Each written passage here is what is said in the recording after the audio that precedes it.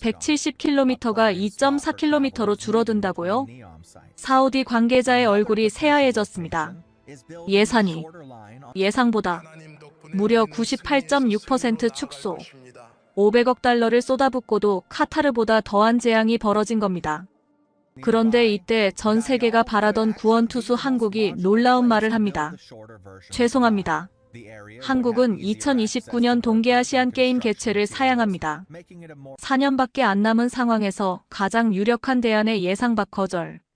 하지만 그 순간 저는 몰랐습니다. 이것이 더 큰 승부수였다는 것을. 이금부터 시작합니다. 저는 클레어 힐튼입니다. CNN에서 중동 메가 프로젝트를 전문적으로 취재하는 기자죠. 2022년 카타르 월드컵을 현장에서 취재하면서 깨달은 것이 있습니다. 화려함 뒤에 숨겨진 무서운 진실을요. 도하의 루사일 스타디움에 처음 들어섰을 때의 기억이 생생합니다. 정말 놀라웠어요. 8만 명을 수용하는 거대한 그릇 같은 모양의 완벽한 냉방 시스템까지. 바깥 온도가 45도인데도 경기장 안은 22도를 유지하고 있었거든요. 와, 정말 대단하네요. 옆에 있던 독일 건축 전문가 하인츠 밀러가 말했습니다. 하지만 이 뒤에 숨겨진 비용을 아세요? 그의 설명을 듣고 저는 경악했습니다. 4만 명이 앉는 관중석 의자마다 개별 에어컨이 나오고 실외기는 무려 1km 떨어진 곳에 설치되어 있다는 거였어요. 그 냉각시설을 돌리기 위해 거대한 태양광 발전소까지 건설했다고 하더군요. 연간 운영비가 얼마나 될 것 같으세요? 하인츠가 물었습니다. 저는 감히 추측할 수도 없었어요. 한 경기장당 연간 200억 원은 좋게 들 겁니다. 8개 경기장이니까. 계산하기도 무서웠습니다. 그런데 더 충격적인 건 따로 있었어요. 스타디움 974를 봤을 때였습니다. 컨테이너 974개로 만든 경기장이라며 월드컵 후 해체해서 재활용할 수 있다고 자랑스럽게 소개하더군요. 하지만 실제로 보니 어이없었습니다. 저 컨테이너들 말이에요. 실제로 재활용 가능한 부분이 30%도 안 될 것 같아요. 현장 감독관이 솔직하게 말했습니다. 사람들이 다니는 통로, 계단, 지붕 구조물은 모두 별도 철골로 제작했거든요. 컨테이너는 거의 장식용이나 다름없죠. 그럴듯해 보이는 친환경 콘셉트도 결국 허상이었던 거예요. 가장 충격적이었던 건 하인츠의 마지막 평가였습니다. 카타르는 정말 엄청난 돈을 투자했어요. 하지만 설비에만 돈을 쏟아부었지 정작 건축물 자체의 아름다움이나 우아함은 별로 느껴지지 않아요. 마치 돈으로 때려박은 느낌이랄까요. 그 말이 계속 머릿속에 맴돌았습니다. 화려해 보이지만 실상은 비효율의 극치. 겉모습은 그럴듯하지만 속은 텅 빈 허세. 그게 바로 카타르 월드컵의 진짜 모습이었어요. 경기장을 나오면서 저는 생각했습니다. 중동의 오일머니 프로젝트들이 대부분 이런 식이구나. 화려하게 시작해서 천문학적 비용을 쏟아부은 뒤 결국 지속 가능하지 못한 거대한 애물단지가 되는 것. 그때는 몰랐습니다. 2년 후 이보다 더한 무모함을 목격하게 될 줄은요. 그리고 그 과정에서 완전히 다른 철학을 가진 나라를 다시 만나게 될 줄도 말이죠. 2024년 9월 미국의 CNN 본사에서 편집장이 저를 불렀습니다. 클레어, 사우디 관련해서 흥미로운 소식이 들어왔어. 트로제나라는 곳에서 2029년 동계아시안 게임을 개최한다는데 어떻게 생각해? 저는 즉시 반응했죠. 또 시작이군요. 카타르 월드컵의 사막 버전이겠네요.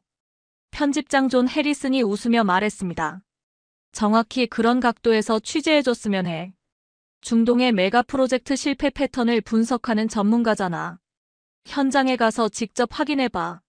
사우디의 트로제나 프로젝트 자료를 보는 순간 저는 카타르에서 느꼈던 그 기시감이 다시 밀려왔습니다. 500억 달러 투자, 연중 평균 기온 47도의 사막에 스키장을 만들겠다는 계획. 네옴시티의 일부로 추진되는 또 하나의 과시용 프로젝트. 이것 봐요, 존. 제가 자료를 가리키며 말했습니다. 인공눈 제설 시설, 거대한 냉각 시설, 해수 담수화 플랜트까지.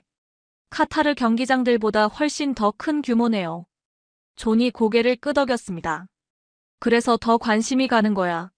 사우디가 또 어떤 실패작을 만들어낼지 궁금하거든. 집에 돌아가서 트로제나 관련 자료를 더 찾아봤습니다. 네옴시티 전체 계획의 일부인 이 프로젝트는 정말 황당했어요. 170km 길이의 직선 도시 더라인 옆에 눈 덮인 거대한 리조트를 만들겠다는 거였거든요. 가장 웃긴 건 홍보 영상이었습니다. 사막 한복판에서 스키를 타는 모습, 인공호수에서 수영하는 장면들. 완전히 자연을 거스르는 인공적인 환상이었죠. 이런 것들을 보면 정말 혼자 중얼거렸어요. 왜 이렇게 무리수를 둘까? 그 순간 문득 어린 시절 기억이 스쳐 지나갔습니다. 2002년 솔트레이크 동계올림픽 때였어요. 그때 제가 9살이었는데 TV로 한국 쇼트트랙 경기를 봤던 기억이요. 화려한 개막식도 거대한 경기장도 아니었어요.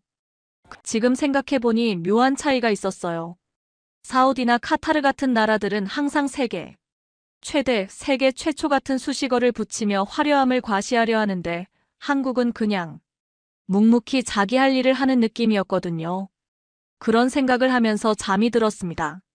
다음 날이면 리야드로 떠나야 했으니까요.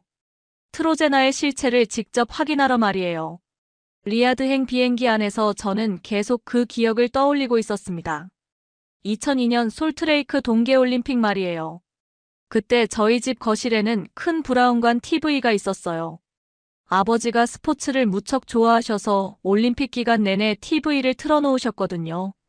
9살이었던 저는 피겨스케이팅이나 스키점프 같은 화려한 종목들에 더 관심이 있었는데 어느 날 쇼트트랙 경기가 나왔어요. 클레어, 이 경기 봐라. 정말 재미있을 거야. 아버지가 말씀하셨죠. 처음엔 그냥 빙글빙글 도는 경기 같아서 별로 흥미가 없었어요. 그런데 막상 보니 달랐습니다. 한국 선수들이 나왔는데 다른 나라 선수들과 뭔가 다른 느낌이었어요. 화려한 유니폼을 입은 것도 아니고 특별히 큰 체격도 아니었는데 경기에 임하는 자세가 달랐거든요.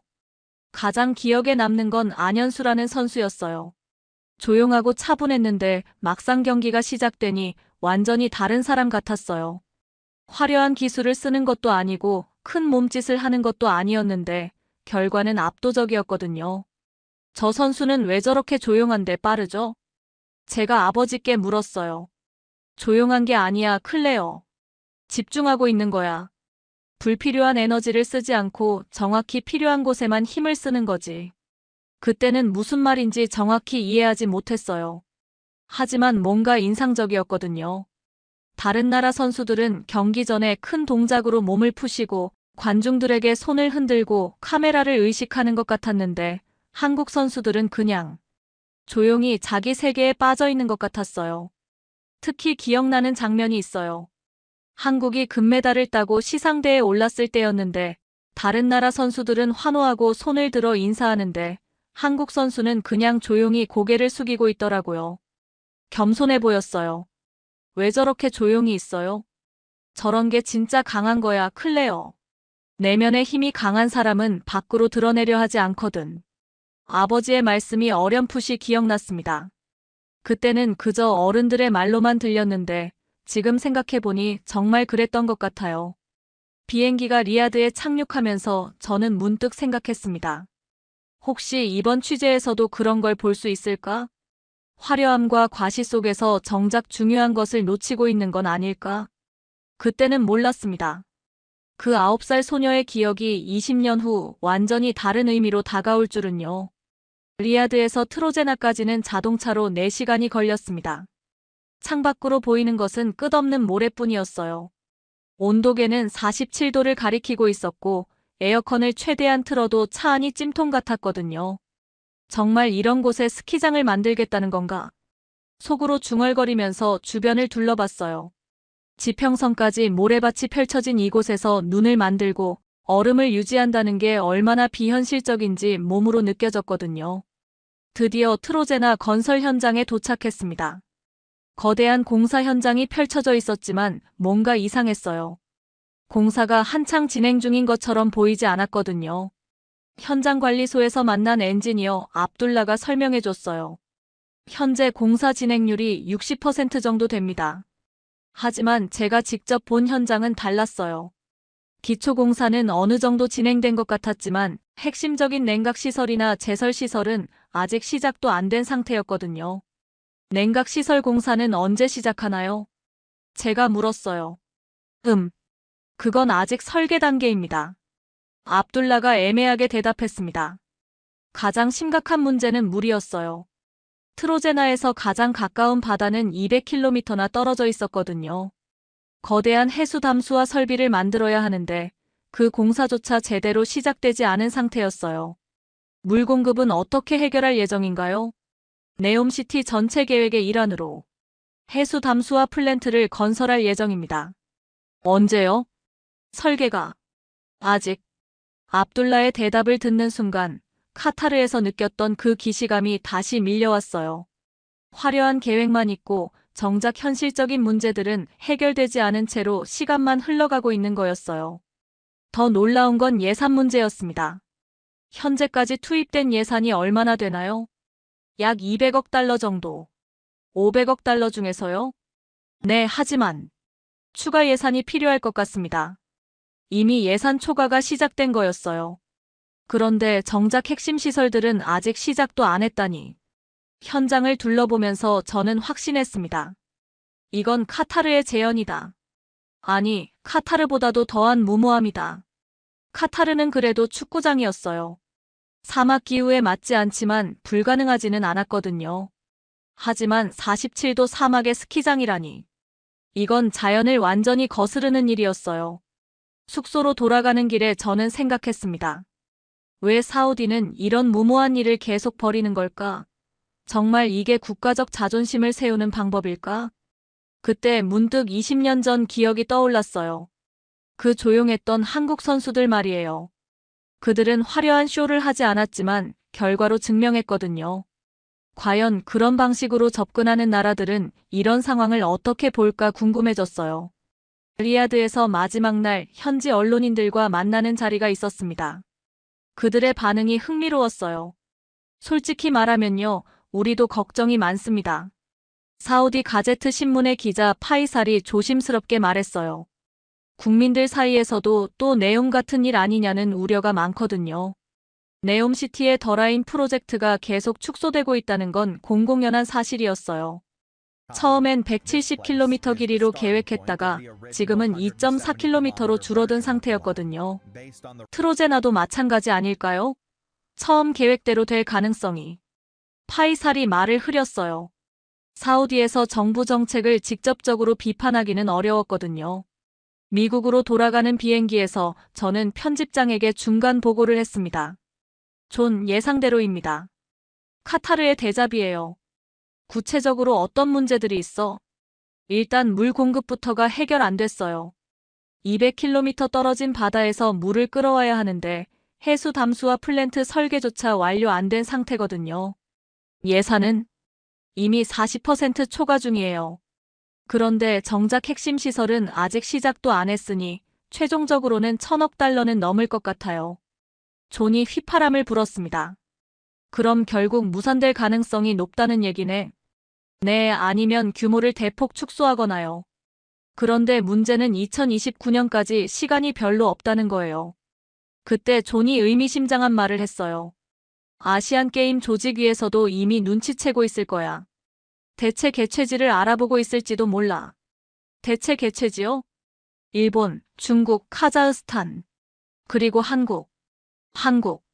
그 이름을 듣는 순간 또다시 20년 전 기억이 떠올랐어요. 그 조용했지만 확실한 힘을 가진 나라. 한국으로 한번 가봐, 클레어. 그들이 이 상황을 어떻게 보고 있는지 확인해봐. 편집장의 지시였어요. 만약 트로제나가 정말 무산된다면 대체 개최지 중에서 가장 현실적인 선택지가 어디인지도 알아봐. 그날 밤 호텔에서 한국 관련 자료를 찾아봤어요. 2018년 평창 동계올림픽 성공 개최, 각종 국제 스포츠 대회 유치 경험, 체계적인 인프라. 흥미로운 건 한국의 접근 방식이었어요. 화려한 홍보나 과대 포장보다는 실제 준비 상황을 중심으로 어필하고 있더라고요. 사우디나 카타르와는 정반대의 스타일이었죠. 과연 그들은 이 상황을 어떻게 볼까? 호기심이 생겼어요. 20년 전 그 조용한 강함이 지금도 여전할지, 아니면 다른 나라들처럼 화려함에 빠져 있을지. 비행기가 인천으로 향하면서 저는 기대와 궁금증을 동시에 안고 있었습니다. 인천공항에 내린 순간부터 뭔가 다른 느낌이었어요. 카타르나 사우디의 공항처럼 화려하지는 않았지만 모든 게 효율적이고 체계적으로 돌아가고 있었거든요. 택시를 탔는데 기사님이 먼저 말을 걸어오셨어요. 외국에서 오셨어요? 어디서 왔는지 여쭤봐도 될까요? 미국에서 왔어요. 기자입니다. 아, 그러시구나. 2018년에 평창 올림픽 때 외국 기자분들 많이 태웠거든요. 김상철이라고 하시는 기사님이었어요. 그때 기자들 반응이 어땠나요? 제가 물어봤어요. 처음엔 다들 의심스러워 하더라고요.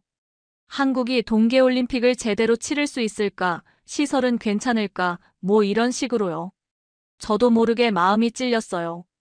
저 역시 그런 기자 중 하나였으니까요. 그런데 끝나고 나서는 어떻게 이런 걸 해냈냐고 놀라더라고요. 특히 미국이나 유럽에서 온 기자들이 그러더라고요. 김상철 기사님이 계속 말씀하셨어요.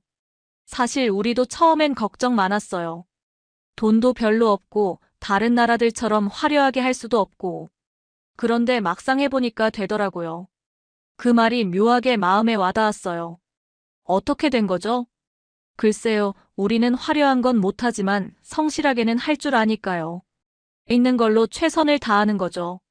서울 시내로 들어가면서 창밖 풍경을 보니 20년 전 기억이 더욱 선명해졌어요. 그때 TV로만 봤던 한국이 이제 눈앞에 있었거든요. 혹시 이번엔 무슨 취재로 오셨어요? 사우디 트로제나 프로젝트 관련해서요. 2029년 동계아시안 게임 얘기 들어보셨나요? 김상철 기사님이 잠깐 생각하더니 말씀하셨어요. 아, 사막에 스키장 만든다는 그거요? TV에서 봤어요.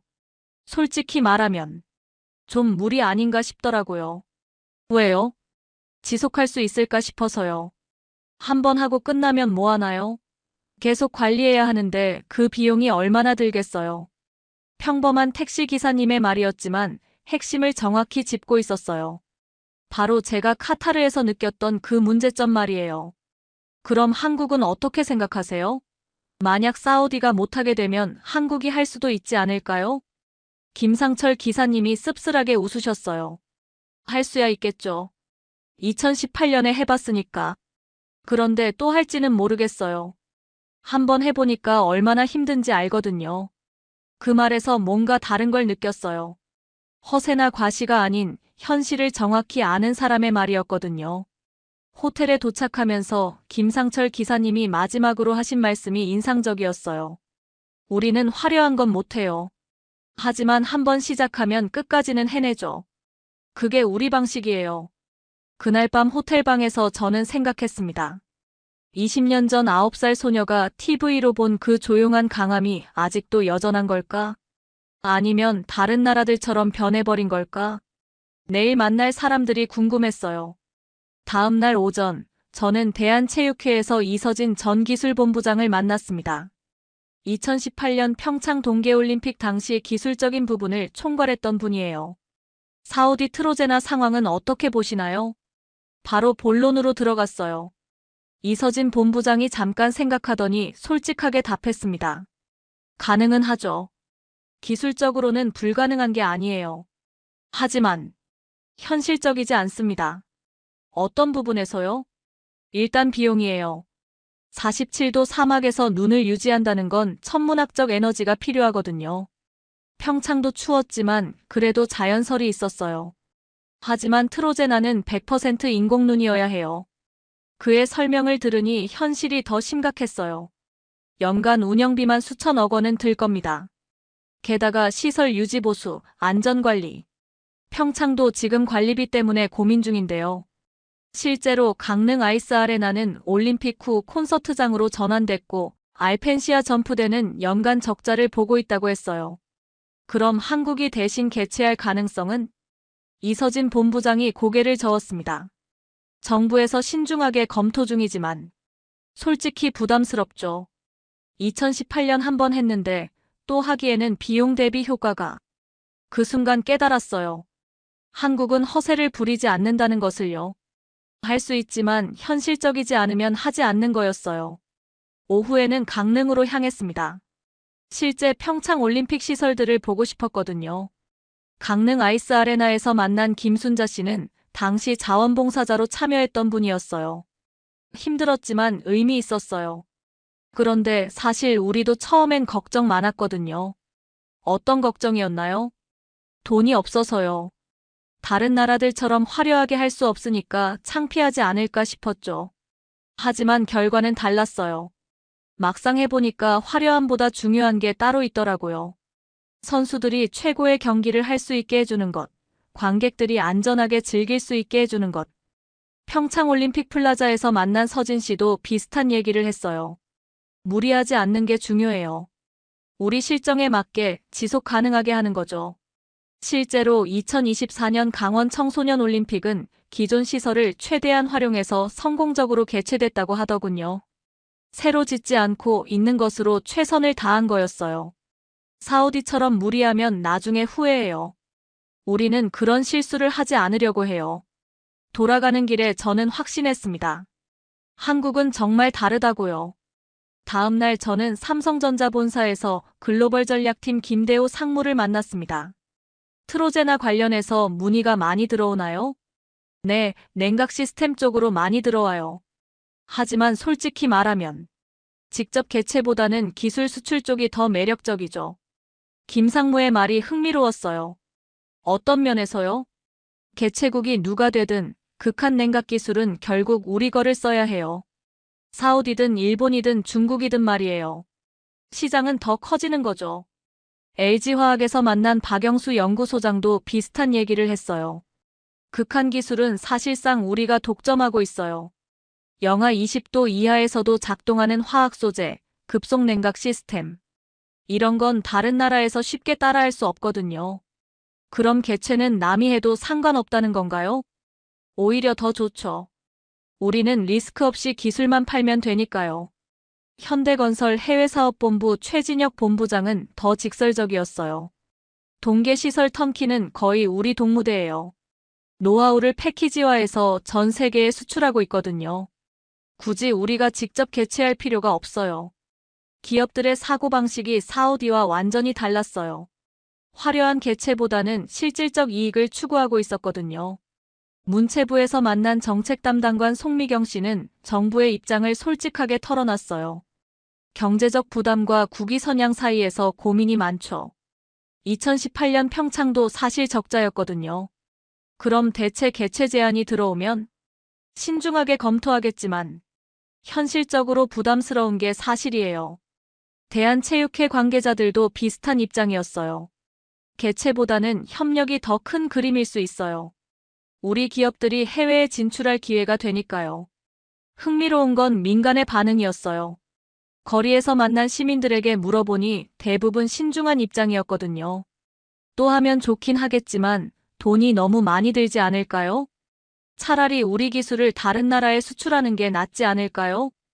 20년 전 그 조용한 강함이 이제는 국가 전체의 전략이 된 것 같았어요. 강원도에서 열린 2024 청소년 올림픽을 돌아보니 더욱 확신이 들었어요. 대회 조직위원장 이정훈 씨가 자랑스럽게 말했습니다. 새로 지은 시설은 거의 없어요. 2018년 시설을 그대로 활용했는데 참가국들로부터 찬사를 받았거든요. 실제로 선수들과 관계자들의 평가는 최고였어요. 기존 유산을 잘 활용한 대회, 역대 가장 디지털화된 올림픽, 운영, 완벽했다, 효율적이고 체계적이었다. 돈 많이 쓰지 않고도 이렇게 할 수 있구나. IOC 관계자도 감탄했다고 해요. 철저한 유지보수 및 관리로 양호한 상태를 유지했죠. 한국은 정말 특별해요. 화려함보다 실력으로 승부하는 나라죠. 그때 저는 깨달았어요. 이게 바로 진짜 경쟁력이구나. 인천공항으로 가는 길에서 저는 지난 며칠을 되돌아봤어요. 김상철 기사님의 말이 계속 귓가에 맴돌았어요. 우리는 화려한 건 못해요. 하지만 한번 시작하면 끝까지는 해내죠. 20년 전 9살 소녀가 본 그 장면이 이제서야 완전히 이해됐어요. 조용하지만 확실한 그 힘이 바로 이런 것이었구나. 비행기 안에서 기사 제목을 구상했어요. 한국의 현명한 선택. 왜 한국은 2029년을 거절했을까? 사우디의 화려한 꿈과 대조되는 한국의 현명한 선택. 이게 진짜 이야기의 핵심이었어요. 미국에 도착한 지 일주일 후 제 기사가 CNN 일면에 실렸습니다. 사우디 트로제나 사막의 신기루인가 현실인가? 반응은 폭발적이었어요. 특히 사우디 정부의 반발이 거셌거든요. 서구 언론의 편견 어린 시각 네옴시티의 성공을 시기하는 보도. 하지만 현실은 제 예측대로 흘러갔어요. 트로제나 프로젝트는 더욱 지연됐고 예산은 계속 초과됐어요. 물 공급 문제는 여전히 해결되지 않았고 핵심 기술진들도 하나둘 떠나기 시작했거든요. 11월에는 네옴시티 CEO가 전격 사임했어요. 공식 이유는 개인 사정이었지만 업계에서는 프로젝트 전체가 흔들리고 있다는 분석이 나왔죠. 12월 싱가포르에서 열린 세계 수영 선수권 기간 중 저는 중요한 소식을 들었습니다. OCA 아시아 올림픽 평의회가 비공식적으로 각국에 혹시 대체 개최 가능하냐는 타진을 하고 있다는 거였어요. 유승민 IOC 위원을 만난 자리에서 조심스럽게 물어봤어요. 트로제나 상황을 어떻게 보시나요? 글쎄요. 2029년까지 시간이 많지 않죠. 준비하려면 지금부터 시작해야 하는데. 말을 흐렸지만 의미는 분명했어요. 각국의 반응은 어떤가요? 일본이 가장 적극적이에요. 사포로 시설들을 재활용할 수 있다고 하니까. 중국은 베이징을 연속으로 하기엔 부담스러워하고 카자흐스탄은 경제적 여건이. 한국은요?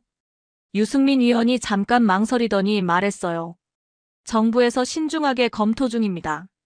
하지만 솔직히 또 하기엔 부담이 크죠. 2025년 1월 각국의 입장이 더욱 명확해졌어요. 중국은 의외로 소극적이었어요. 2022년 베이징 동계올림픽의 후유증이 컸거든요. 시설 유지비만 연간 수천억 원이 들어가고 있는 상황에서 추가 개최는 부담스러웠던 거죠. 카자흐스탄 알마티는 의욕은 있었지만 현실적 여건이 부족했어요. 2022년 베이징에서 다음엔 우리가라고 했지만 막상 예산을 계산해보니 쉽지 않았던 거예요. 그리고 한국은 조용했어요. 2월에 다시 서울을 찾았을 때 분위기를 더 정확히 알 수 있었어요. 대한체육회 내부 관계자가 비공식적으로 털어놓은 얘기가 흥미로웠거든요. 직접 개최하면 3조 원은 들어가요. 게다가 연간 시설 관리비가 또 수백억씩. 하지만 기술 협력으로 가면 오히려 수조 원 규모의 수출 효과가 있거든요. 그럼 정부 입장은? 바보가 아닌 이상 뭘 선택할지 뻔하죠. 문체부 고위 관계자도 비슷한 얘기를 했어요. 개최국의 영광보다는 실질적 이익을 택하는 거죠. 어차피 핵심 기술은 우리 거 써야 하니까요. 기업들은 더 직설적이었어요. 일본이 개최하든 중국이 하든 카자흐스탄이 하든 우리한테는 오히려 좋아요. 리스크는 없으면서 기술 수출은 늘어나니까요. 새로운 협력 모델이 등장하고 있었어요. 사우디 입장에서도 나쁘지 않았죠. 검증된 한국 기술을 활용하면 성공 가능성이 높아지니까요. 4월 한국 정부의 비공식 입장을 들을 수 있었습니다. 2029년 동계아시안게임 대체 개최에 대해서는 정중히 사양하되 개최국에 대한 기술 협력은 적극 지원하겠다. 예상했던 결정이었지만 그 배경을 알고 보니 더욱 탁월한 선택이었어요. 문체부 담당관을 연결해 설명을 들었어요. 직접 개최 시 3조 원 투입에 연간 관리비 수백억 하지만 기술 협력 시 5조 원 규모 수출 효과. 무엇이 국익에 도움될지는 명확하죠. 기업들의 반응도 뜨거웠어요. 이제 전 세계 동계 시설이 우리 기술 없이는 안 되는 구조가 됐어요. 삼성전자 김상무의 말이었어요. 사우디와 완전히 다른 길을 택한 거죠. 화려한 실패보다는 조용한 승리를요. 저는 취재한 내용을 바탕으로 네옴네 트로제나 개발 과정에서 인공설원, 담수화 설비, 도로 인프라 구축 지연 등으로 인해 2029년 대회 개최가 어려울 수 있다는 내부 논의가 이루어지고 있고 이에 따라 2029년 개최를 한국 또는 중국으로 옮기는 대안도 제기되었다고 전했습니다. OCA 내부에서 2033년으로 개최 연기하거나 대체 후보를 검토하는 상황이라는 보도도 있습니다. 한국 측 공식 입장은 KSOC안 국체육올림픽위원회는 OCA로부터 공문을 받았고 사전 논의가 있었다는 사실을 인정했지만 공식적으로는 아직 어떠한 합의나 확답은 없었다는 입장입니다. OCA 내부적으로도 아직 확정된 발표는 없고 내년 이후에야 최종 결정이 가능할 것이라는 의견이 있습니다. 한국 기업들은 이미 사우디에서 에너지 및 플랜트 확장 프로젝트와 인프라와 초고층 건설, 스마트시티, 에너지, 스타트업 등 여러 방면으로 들어가 있어 실질적인 수익을 만들어내고 있었어요. 누가 개최하든 한국 기술 없으면 불가능해요. 현대건설 최진혁 본부장의 말이 현실이 된 거였어요. 더 놀라운 건 다른 나라들의 반응이었어요. 사우디아라비아의 수도에 새로운 비전의 네옴시티의 여러 분야에 들어가 있는 한국의 기업들을 보면서 동계올림픽을 열 수 있는 저력과 기술을 가진 나라로 인식되어 노르웨이, 스웨덴, 핀란드 등 동계 스포츠 강국들이 앞다투어 한국 기술 도입을 문의해오기 시작한 거예요. 한국이 동계 시설 기술의 글로벌 스탠다드가 됐어요. LG화학 박영수 소장의 분석이었어요. 그날 밤 미국 사무실에서 저는 20년 전 그 기억을 다시 떠올렸습니다. 2002년 솔트레이크 동계올림픽, 9살이었던 제가 TV로 본 한국 쇼트트랙 선수들의 모습. 화려하지 않았지만 결과로 말하던 그 조용한 강함. 그때는 몰랐어요. 그게 단순히 스포츠에서의 특징이 아니라 그 나라 전체의 철학이었다는 걸요. 20년이 지나 성인이 된 제가 다시 만난 한국은 여전했어요. 화려한 과시보다는 현실적 판단을, 무리한 투자보다는 지속 가능한 전략을 택하고 있었거든요. 사우디는 여전히 사막에서 꿈을 꾸고 있습니다. 500억 달러를 쏟아부어도 완성되지 않는 화려한 꿈을요. 하지만 진짜 승자는 따로 있었어요. 조용히 다른 길을 택한 나라, 화려한 실패 대신 현명한 성공을 선택한 그들 말이에요. 9살 소녀가 TV로 본 그 장면이 정답이었던 거죠. 진짜 강한 건 조용하다는 것, 내면의 힘이 강한 사람은 밖으로 드러내려 하지 않는다는 것. 그리고 그런 지혜가 20년이 지나 한 나라의 전략이 되어 전 세계를 조용히 바꿔놓고 있었습니다. 화려한 실패를 반복하는 자들과 조용히 다른 길을 택한 현명함 사이에서 진짜 승자는 이미 정해져 있었던 거예요. 여러분은 어떻게 생각하시나요? 사막에서 화려한 꿈을 꾸고 있는 나라 옆에서 조용히 서포트하면서 온갖 계약을 따와 10조 원 이상의 다양한 수출 계약을 따내는 나라. 댓글로 여러분의 생각을 들려주세요. 아직 공식적으로는 확답을 하지 않고 있지만 투트랙으로 사우디에서는 건설을, 사우디가 포기하면 다른 개최국의 기술을 공급하며 열매를 따먹는 방식으로 조용한 강함을 실천하는 한국의 선택, 현명하다고 보시나요? 다음에는 또 어떤 한국의 숨겨진 지혜를 발견할 수 있을까요? 구독과 좋아요로 외국인이 보는 한국의 모습을 함께 하시기 바랍니다. 감사합니다.